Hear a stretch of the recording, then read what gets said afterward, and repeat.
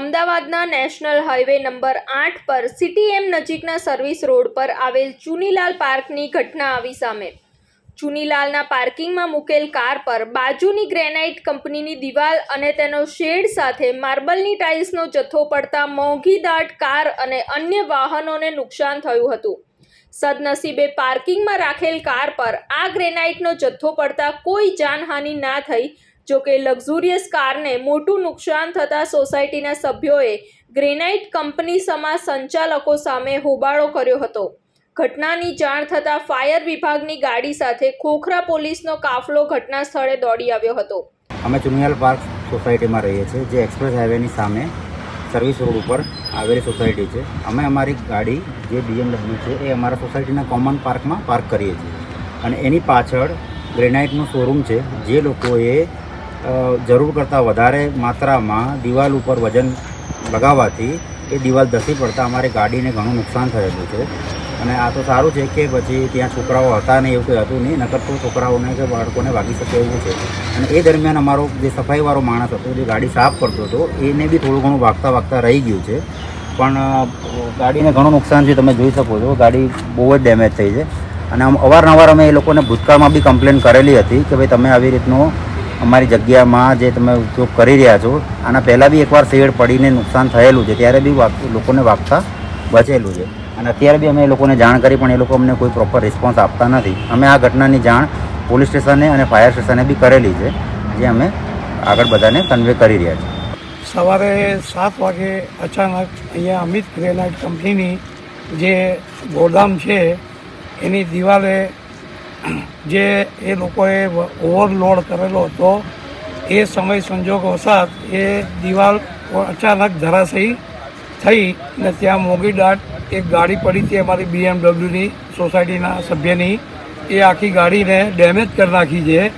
અને એક એક્ટિવા છે એને બી ડેમેજ કરી છે, જે ત્યાં અમારે સોસાયટીમાં ગાડી સાફ કરવા માટે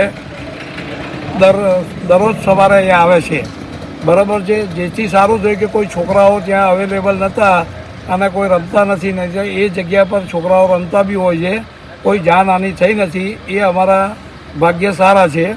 બાકી ખાસું એવું નુકસાન થયેલું છે અને ઓવરલોડ એમાં માલ દબાણ કરીને ભરેલો છે એમણે, અને એ પ્રમાણે આખી દિવાલની પૂરી સમજો 9.5 થી 13 ઇંચની દિવાલ બનાવેલી હશે, એ ધરાશયી કરી નાખી।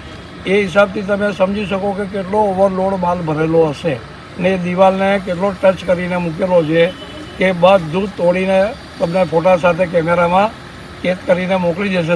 આ તંત્રની રજૂઆત અમે પોલીસ ફરિયાદ બી કરેલી છે અને ફાયર બ્રિગેડને બી કરેલી જ છે। બસ એ જ આપણે કે જે નુકસાન થયું છે એ, અને આના વિશે એ કાર્યવાહી કરવામાં આવે છે કે આ રીતનું આ વસ્તુ ખોટું ગેરદબાણ કરેલું છે બધું વધારે, અને દિવાલ બી સોસાયટીની છે, એમની પણ પોતાની નથી, બરાબર। એના પર આ લોકોએ દબાણ કરેલું છે, પર શેડ બાંધેલો છે, જે દિવાલ સોસાયટીની છે, આ સામેવાળાની અમિત ગ્રેનાઇટવાળાની।